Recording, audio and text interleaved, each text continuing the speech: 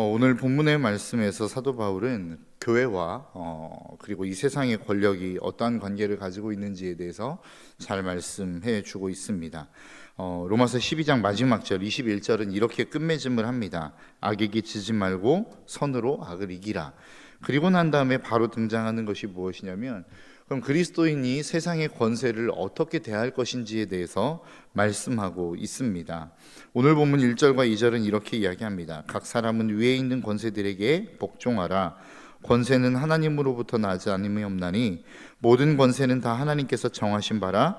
그러므로 권세를 거스르는 자는 하나님의 명을 거스름이니 거스르는 자들은 심판을 자취하리라. 그러니까 이 세상에는 수많은 권력자들이 있죠. 통계를 어떻게 내느냐에 따라 조금 다르긴 하겠지만 전 세계의 국가의 수가 조금 다르게 이렇게 집계되는 경우들이 있습니다. 세계 지도 정보로는 237개국이라고 이야기하고요. 세계 은행의 통계 자료로는 222개국이라고 이야기합니다. 또 한국의 수출국에서는 224개국이라고 정의하고 보고하고 있고, 한국 국정원에 따르면 235개국이라고 이렇게 보고를 하고 있다고 해요. 그러니까 어떤 기관에 의해서 어떻게 집계되느냐에 따라 나라의 수는 좀 다르긴 하겠지만 기본적으로 전 세계에는 200개가 넘는 나라가 있습니다. 그렇다라고 하는 것은 대통령, 총리, 수령 여러 가지의 이름으로 불리지만 권세자가 200명 이상의 권세자가 있다는 이야기 아니겠습니까? 근데 성경은 뭐라고 이야기하죠? 이 모든 권세자들을 하나님이 세우셨다라는 겁니다. 그렇기 때문에 그 하나님이 세우신 권세 안에 우리는 복종해야 된다라고 말씀하고 있습니다. 그 복종해야 되는 이유를 뭐라고 말씀하냐면, 그 하나님이 세우신 권세자에게 복종하지 않는 것은 결국 하나님께 복종하지 않는 것이기 때문이다 라고 우리에게 말씀하고 있다라는 것입니다. 그리고 결국 그들의 삶은 어떻게 된다라는 것입니까? 하나님의 심판을 자취하게 되어 있다라고 말씀하고 있는 것입니다. 여러분, 욥기를 한번 보십시오. 욥기에서 사탄이 하나님을 찾아가죠. 그리고 그 하나님에게 말씀합니다. 하나님이 그를 재산으로 두르고 있고 건강으로 두르고 있기 때문에 하나님을 섬기는 것 아닙니까? 라고 이야기할 때 하나님께서 그 욥의 재산과 그 욥의 건강을 칠 수 있는 권한을 부여하십니다. 다른 말로 이야기하면 무엇입니까? 하나님이 허락하지 않으면 그 어떠한 일들도, 그 어떠한 사건들도 우리의 삶 가운데는 일어날 수 없다라고 하는 것을 말씀하고 있다라는 것입니다. 우리가 가끔 선교지를 위하여 기도하거나 선교를 나가 기도할 때에 하나님, 이 땅 가운데 하나님의 통치가 임하게 하여 주옵소서라고 하는 기도를 하지 않습니까? 그러니까 그렇게 기도하다 보면 가끔 어떤 느낌이 드냐면, 이곳에는 하나님의 통치가 없나? 하나님의 다스리심이 없나? 라고 하는 생각들이 들게 되어 있다라는 겁니다. 그런데 그곳에서도 여전히 하나님의 통치는 있다라고 이야기하는 것 아니겠습니까? 오늘 본문 1절과 2절 말씀이 그것 아닙니까? 아무리 하나님을 섬기지 않는 권세자가 있다 할지라도 그 권세자 역시 하나님이 세우신 자다라고 지금 오늘 본문에서 말씀하고 있다라는 것입니다. 그렇기 때문에 그들에게 복종해야 된다라고 말씀하고 있어요. 그런데 더 나아가 그들을 뭐라고까지 지칭하고 있냐면 오늘 본문 4절입니다. 그는 하나님의 사역자가 돼요. 그러니까 하나님이 세우신 권세자가 있는데 그 권세자는 어떤 자라고 이야기합니까? 하나님이 사역자로 부르신 자라고 이야기합니다. 그러니까 그 하나님의 선한 뜻을 위하여, 하나님의 뜻을 이루기 위하여 하나님께서 세우신 하나님의 사역자다라고 이야기하고 있는 거예요. 그런데 그 사역자는 어디까지 이야기하는 것이죠? 결국은 하나님의 선한 뜻을 이루어가는 하나님의 동역자의 개념으로 사용하고 있다라는 것입니다. 그런데 우리의 삶의 문제는 무엇입니까? 과연 이 땅 가운데 존재하고 있는 모든 권세자가 그러한 권세자들만 있느냐라고 하는 거예요. 늘 그렇게 하나님의 뜻을 존중하고 하나님의 뜻을 이루어 나아가는 권세자들만 있느냐라고 하는 것이죠. 그렇지 않다라는 것입니다. 하나님의 뜻에 반하는 자들이 훨씬 더 많이 있는 것이 이 세상의 현실이라는 겁니다. 그럼 그들에게는 우리가 어떻게 해야 되느냐라고 하는 것이죠. 그들에게 있어서는 우리가 어떠한 자세를 보일 수 있어야 되느냐라고 하는 것입니다. 우리가 주님께서도 우리에게 말씀하셨던 것처럼 가이사의 것은 가이사에게, 우리가 조세를 바치는 것이 마땅합니까? 라고 하는 질문에 주님의 대답이 그렇지 않습니까? 가이사의 것은 가이사에게, 하나님의 것은 하나님에게로. 그러니까 우리의 삶 속에 있어서 정말로 세상에 우리가 감당해야 될 의무들이 있다라는 것입니다. 납세의 의무도 그렇고 보통 남자들에게 주어지는 국방의 의무도 그런 것 아니겠습니까? 그러니까 우리가 국가에 대해서 마땅히 치러야 될 어떤 의무들이 있다라는 거예요. 그 의무들을 우리가 반드시 해야 되는 것이 맞다라고 이야기하는 것입니다. 그러나 하나님의 뜻과 반하는 어떠한 행동들, 그러한 요구들이 있을 때는 우리가 반드시 거기에 대해서 저항해야 되는 모습들이 필요하다라고 성경은 말씀하고 있습니다. 무엇을 보면 알 수 있습니까? 오순절 마가의 다락방의 사건 통해서 하나님의 성령이 그들에게 임하죠. 하나님의 제자들에게 임합니다. 그리고 베드로와 요한이, 그리고 그렇게 많은 믿음의 사람들이 복음을 전하다가 옥에 갇힙니다. 그리고 그들에게 신문할 때에 베드로가 뭐라고 이야기하죠? 우리가 정말로 그 하나님의 말씀을 제쳐두고 너희들의 말을 듣는 것이 옳은지 하나님의 명령을 듣는 것이 옳은지 너희가 스스로 판단해라 라고 하며 그 권위 앞에 도전하는 일들을 하더라 라고 하는 것입니다. 다니엘서에서도 마찬가지 아닙니까? 수많은 권세자들이 우상을 섬길 것을, 자신을 섬길 것을 명령하였을 때에 다니엘도 그랬고 다니엘의 세 친구도 그랬고 그 모든 권세 앞에 저항하는 일들이 있었다라는 것입니다. 그런데 그 저항하는 일들에 대해서 우리가 어떤 힘을 키우고 세력을 키워서 그들에게 총과 칼과 무기로 그들을 대항했던 것이 아니라 어떻게 대항하죠? 결국은 믿음의 행위로서, 사랑으로서, 온전한 믿음을 지켜냄으로써 그 일들을 저항하는 것들을 보게 되었다라고 하는 것입니다. 그래서 우리는 이 땅 가운데 있는 권세자들에게 복종하고 순종해야 되지만 하나님의 뜻에 반하는 어떠한 권세자들에 대해서는 분명히 대항해야 된다는 거예요. 그런데 그 대항한 결과가 어땠습니까? 매를 맞는 것이었고 사자의 굴에 던져지는 것이었고 풀무불에 던져지는 일들이었다라는 것입니다. 그러니까 성경이 우리에게 말씀하는 게 무엇입니까?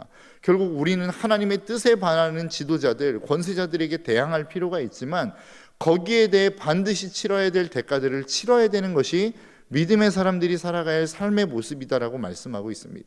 이것을 가장 잘 보여주는 말씀이 어디입니까? 저는 빌립보서 2장 5절부터 8절까지의 말씀이라고 생각합니다. 너희 안에 이 마음을 품으라. 곧 그리스도 예수의 마음이니 그는 근본 하나님의 본체이시나 하나님과 동등됨을 취할 것으로 여기지 아니하시고 오히려 자기를 비워 종의 형체를 가지사 사람들과 같이 되셨고 사람의 모양으로 나타나사 자기를 낮추시고 죽기까지 복종하셨으니 곧 십자가에 죽으심이라. 그러니까 하나님께서 이 땅 가운데 오셨어요. 그 하나님의 질서와 하나님의 통치를 회복하기를 하나님은 원하셨다라는 겁니다. 그래서 그렇게 하나님의 모든 통치와 주권을 회복하기 위해서 예수님이 선택한 길이 무엇이라는 겁니까? 십자가라는 겁니다. 그러니까 자신의 희생, 그 질서를 되돌리기 위한 대가를 분명하게 그분은 지불하셨다라고 말씀하고 있는 것입니다. 우리의 삶도 마찬가지입니다. 우리가 삶을 살아가다 보면 이 땅 가운데 하나님의 뜻과 반하는 수많은 어떠한 모습들이 이 땅 가운데는 존재한다라는 겁니다. 그러니까 내가 그 삶의 자리에서 그리스도인으로서 살아가기 위해서 그 땅에 하나님의 통치와 하나님의 질서를 회복하기 위해서 세상에 우리는 저항을 만난다라는 겁니다. 그 저항을 만날 때에 우리는 해야 될 일이 무엇이라는 거예요? 내가 그리스도인으로서 그 땅 가운데 하나님의 질서를 세우기 위한 분명한 대가 지불이 필요하다라는 것입니다. 십자가를 지는 일들이 필요하고 풀무불에 들어가는 일들이 필요하고 그 세대 가운데 어떻게 보면 매를 맞는 일들이 필요하다라는 것이죠. 우리가 이 땅 가운데 살아가며 불이익을 겪어야 되는 일들도 우리에게는 필요하더라라고 성경은 우리에게 말씀하고 있는 것입니다. 저와 여러분들이 그러한 삶을 살아내실 수 있기를 주님의 이름으로 축복합니다. 그리스도인들이 어떠한 사람들입니까? 하나님의 통치와 하나님의 다스리심이 이 땅 가운데 있음을, 그리고 그 이 땅 가운데 하나님의 통치와 다스리심을 정말로 모든 사람들이 자발적으로 기쁨으로 섬길 수 있도록 그 일들을 감당하게 만들어가는 것이 저와 여러분들의 삶이라는 것입니다. 그 삶 속에서는 분명한 대가 지불이 필요하고 그 대가 지불을 요구하더라라고 하는 것이죠. 그것들을 살아갈 수 있는 저와 여러분들의 삶이 되시기를 주님의 이름으로 축복합니다. 그래서 오늘 본문 5절이 이야기하는 게 무엇입니까? 그러므로 복종하지 아니할 수 없으니 진노 때문에 할 것이 아니라 양심을 따라 할 것이라. 그러니까 우리의 삶 속에서 우리가 말씀을 따라 살아가죠. 하나님의 질서를 세우기 위한 삶을 살아갑니다. 그런데 그 질서를 세우며 살아가는 그 삶의 자리 가운데 하나님이 우리에게 원하시는 삶이 뭐라는 거예요? 누군가가 나에게 진노하기 때문에 내가 이 일들을 행하지 않으면 우리가 심판을 받고 징계를 받기 때문에 그 일들을 하는 것이 아니라 너희들 안에 주어진 그 양심을 따라 하라는 것입니다. 옳고 그름에 대한 판단의 기준을 따라 그 일들을 감당하라는 것입니다. 그래서 우리가 어떠한 강력한 힘에 의해서 나를 두렵게 만드는 두려움의 힘에 의해서 그 일들을 감당하는 것이 아니라 기쁨과 즐거움과 감사함으로 이 일들을 감당하라라고 이야기하고 있는 것이에요. 그 이야기를 이웃의 관계 가운데로 돌아와서 동일한 말씀으로 이렇게 이야기합니다. 간음하지 말라, 살인하지 말라, 도둑질하지 말라, 탐내지 말라 한 것과 그 외에 다른 계명이 있을지라도 내 이웃을 내 자신과 같이 사랑하라 하신 그 말씀 가운데 다 들었느니라 라고 이야기합니다. 그러니까 우리에게는 수많은 하나님의 명령들이 있죠. 율법이 있습니다. 하라고 하는 명령도 있고 하지 말라라고 하시는 명령도 있습니다. 그런데 그 명령을 지켜 나아가는 데 있어서 때로는 우리에게 두려움 가운데, 때로는 어떠한 유익이 있기 때문에 그 일들을 하는 것이 아니라 그 일들을 하는 동기가 뭐라는 거예요? 사랑이라는 겁니다. 그것을 사랑의 마음으로 하기 시작하면 그것들이 쉽고 감사하며 기쁨으로 그 일들을 감당할 수 있다라고 이야기하는 것입니다. 여러분, 예레미야 2장에 보면 하나님이 하나님의 백성들과 하나님의 백성인 이스라엘 백성과 하나님과의 관계에 대해서 이야기합니다. 하도 하나님이 이스라엘 백성들이 가나안 땅에서 하나님의 명령을 지키지 않고 우상 숭배하고 자기의 멋대로 살아가는 그들을 향하여 내가 정말로 너희들의 조상들, 너희들의 백성들, 그 이스라엘 백성들과 함께 정말로 좋은 기억과 추억들을 가지고 있다라고 이야기하면서 예레미야 2장에서 하나님과 이스라엘 관계, 그 백성들과의 관계를 무엇에 빗대어 말씀하고 있냐면 결혼 관계에 대해서 빗대어 이야기하고 있습니다. 그러면서 뭐라고 이야기합니까? 예레미야 2장 2절에 내가 신혼의 때 곧 광야에서 아무것도 씨 뿌리지 아니할 그때에 내가 너와 그 신혼의 때를 기억한다라고 하나님은 말씀하고 있는 것입니다. 그러니까 하나님은 저와 여러분들의 관계, 하나님과 나와의 관계, 하나님과 이 하나님의 백성과의 관계를 무엇이라고 표현하고 있냐면 결혼하는 관계라고 이야기하고 있습니다. 그러니까 무엇이 결혼한 관계입니까? 왜 결국 결혼하나요? 사랑하기 때문에 결혼하는 것 아니겠습니까? 그러니까 하나님과 저와 여러분들의 관계를 하나님은 그 결혼의 관계로, 사랑의 관계로 만들어가기를 원하고 계신다라는 것입니다. 내가 하나님의 명령을 지켜야 되는데 왜 하나님의 명령을 지켜야 됩니까? 하나님이 우리에게 복 주신다고 했거든요 라고 하는 그런 관계 말고, 넌 왜 그 하나님의 명령을 지키려고 그래? 이 명령을 지키지 않으면 우리는 저주를 받아요. 그래서 내가 두려워요. 이런 관계 말고 정말로 하나님을 사랑해서 그 자리 가운데로 나아가는 관계, 그 관계를 하나님은 저와 여러분들에게 요구하고 있다는 것이죠. 여러분, 우리가 여행 가는 것에 대해서 여러분 어떻게 보면 그 여행에 대해 두려워하십니까?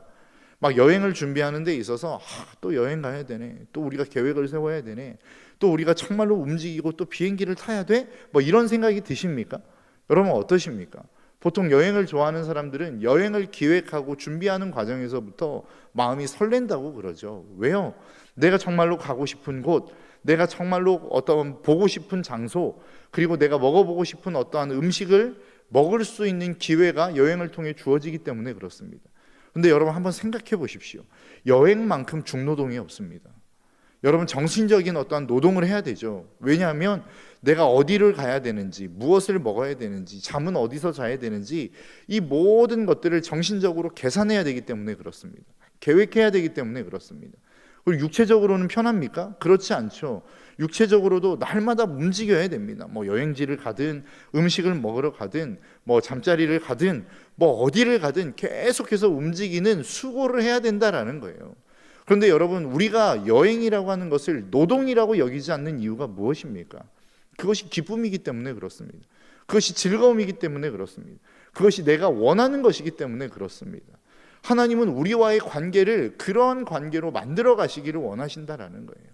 여러분, 하나님의 사명을 감당하는 것이 쉬운 게 아니라는 거죠. 그것이 우리에게 노동이 아니라는 이야기가 아닙니다. 그런데 하나님이 우리에게 말씀하시는 게 무엇입니까? 그것을 우리가 사랑으로만 할 수 있다면, 하나님이 우리에게 명령하신 하나님의 율법과 하나님의 삶을, 그 사명을 우리가 하나님을 사랑할 수만 있다면 기쁨으로 할 수 있다는 겁니다. 즐거움으로 할 수 있다는 겁니다. 동일하게 어떠한 몸을 움직여야 되고 머리를 써야 되는 일들이지만 결국은 하나님을 사랑하는 그 동기가 되어 그 일들을 감당하며 나아갈 때에 그 하나님의 사명은 우리에게 기쁨이 될 수 있고 즐거움이 될 수 있다는 거예요. 그래서 끊임없이 하나님이 우리에게 말씀하시는 게 무엇입니까? 야, 내가 너에게 준 계명들 있지, 그것을 딱 두 가지로 확 압축해서 이야기하면 무엇인 줄 알아? 하나님 사랑, 이웃 사랑이야. 왜 그렇습니까? 그 안에 모든 것이 다 들어있기 때문에 그래요. 내가 하기 싫어도 하지 말라고 이야기해도 하나님을 사랑하면 그것이 자연스럽게 되어지기 때문에 하나님은 우리에게 사랑이라고 하는 것을 명령하고 있더라라고 하는 것입니다. 그리고 그 모든 계명을 집약해 놓은 것이 결국 하나님 사랑, 이웃 사랑이라고 말씀하고 있는 거예요. 오늘 본문 9절이 이야기하는 게 그것 아니겠습니까? 간음하지 말라, 살인하지 말라, 도둑질하지 말라, 탐내지 말라 한 것과 그 외에 다른 계명이 있을지라도 내가 너희들에게 명령한 수많은 계명들이 있지 않냐라고 하는 질문 아닙니까? 내 이웃을 내 자신과 같이 사랑하라 하신 그 말씀 가운데 다 들었느니라 라고 이야기하고 있는 거예요. 그러니까 우리가 사랑할 수만 있다면, 그 하나님의 사랑이 우리 가운데 부어질 수만 있다면, 우리가 그토록 힘들게 느껴졌던 그 수많은 일들이, 그 수많은 하나님의 율법과 명령들이 기쁨으로 지켜낼 수 있게 만들어내는 축복이 될 수 있다라고 성경은 우리에게 말씀하고 있는 것입니다. 저와 여러분들의 삶이 그러한 삶이 되시기를 주님의 이름으로 축복합니다. 세상의 권세에도 그렇고 하나님의 명령에도 똑같습니다. 우리가 그 하나님을 사랑할 수만 있다고 한다면 정말로 세상 앞에 주어지는 그 복종의 관계, 정말로 선한 일을 위하여 우리가 해야 될 의무를 다하는 것 기쁨으로 할 수 있다는 거예요. 그와 반대로 정말로 하나님의 뜻에 반하는 지도자들이 나타났을 때에 우리가 치러야 될 대가들이 있는데 그 대가들 역시도 하나님을 사랑할 수만 있다면 기쁨으로 그 대가를 지불할 수 있다는 것입니다. 이웃 사랑에 있어서도 마찬가지입니다.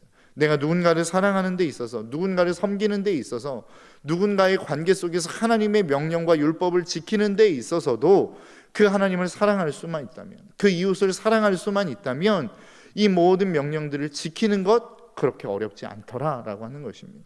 그러니까 우리가 정말로 길을 쓰고 우리에게 힘을 쏟아야 되는 게 무엇입니까? 바로 사랑하는 것입니다. 하나님을 사랑하는 것이요, 이웃을 사랑하는 것입니다. 그러니까 우리의 마음 가운데 끊임없는 기도의 제목, 한 번도 빠지지 않고 우리가 끊임없이 해야 될 기도의 제목이 무엇입니까? 하나님, 내가 하나님 사랑할 수 있게 해주십시오. 내가 이웃을 사랑할 수 있게 해주십시오. 하나님은 이것을 알고 계신다라는 거예요. 그래서 그것들을 사랑할 수만 있다면 우리의 삶이 그 하나님의 명령 앞에 순종하는 것은 쉬워진다라고 하는 것을 그 하나님은 알고 계셨기에 우리에게 그 일들을 말씀하고 있다라고 하는 것입니다. 근데 그 사랑을 방해하는 게 무엇입니까? 오늘 본문 12절에서 14절까지의 말씀입니다. 밤이 깊고 낮이 가까웠으니 그러므로 우리가 어둠의 일을 벗고 빛의 갑옷을 입자. 낮 때와 같이 단정히 행하고 방탕하거나 술 취하지 말며 음란하거나 호색하지 말며 다투거나 시기하지 말고 오직 예수 그리스도로 옷 입고 정욕을 위하여 육신의 일을 도모하지 말라. 그 하나님을 사랑하고 이웃을 사랑하는 것을 방해하는 가장 큰 요소가 뭐라는 거예요? 정욕이라는 거예요. 다른 말로 이야기하면 우리의 육신의 욕구라는 것입니다. 그 육신의 욕구를 우리가 사랑하기 시작하면 하나님 사랑, 이웃 사랑에서 멀어진다라는 거예요. 그런데 반대로 내가 하나님의 사랑, 이웃 사랑을 하기 시작하면 이 육신의 정욕, 내가 육신을 사랑하는, 쾌락을 사랑하는 이 일들로부터 멀어질 수 있다라고 하는 것이 성경의 가르침이라는 것입니다. 참 희한합니다. 내가 하나님을 사랑하면 육체적인 것들이 그렇게 썩 좋아 보이지 않아요. 그런데 하나님에게서 멀어지면 왜 그렇게 육체적인 것들이 좋아 보이고 화려해 보이고 아름다워 보이는지 모르겠습니다. 여러분들은 무엇이 아름다워 보이십니까? 여러분들이 세상을 향하여 나아가 세상을 바라볼 때에 무엇이 그토록 좋아 보이시던가요? 세상이 좋아 보이기 시작했다라고 한다는 것은 다른 말로 이야기하면 내가 지금 하나님과의 관계 속에서 멀어져 가고 있다는 것입니다. 그런데 별로 세상이 그렇게 아름다워 보이지 않다라고 한다면, 세상이 그렇게 우리에게 무엇인가 구미가 확 당길 만큼 무엇인가 우리에게 아름다움을 선사하지 못하고 있다면 지금 나는 하나님과 가까운 삶을 살아가고 있다라고 하는 증거일 수 있다라는 것이죠. 저와 여러분들의 삶 속에 하나님을 사랑할 수 있는 이 하루의 삶이 되시기를 주님의 이름으로 축복합니다. 그래서 그 하나님의 뜻을 따라 살아가는 것이 기쁨이 되고 즐거움이 되는 이 하루의 삶이 되시기를 주님의 이름으로 축복합니다.